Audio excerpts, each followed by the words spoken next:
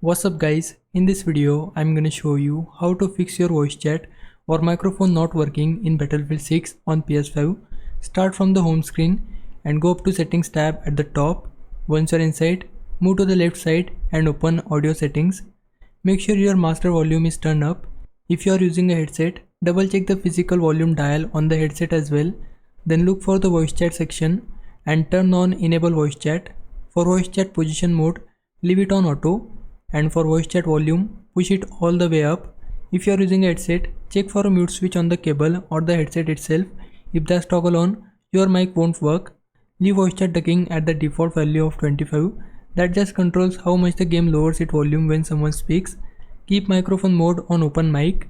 You will see a green bar reacting when you talk. If the bar keeps moving even when you are quiet, the mic is picking up background noise.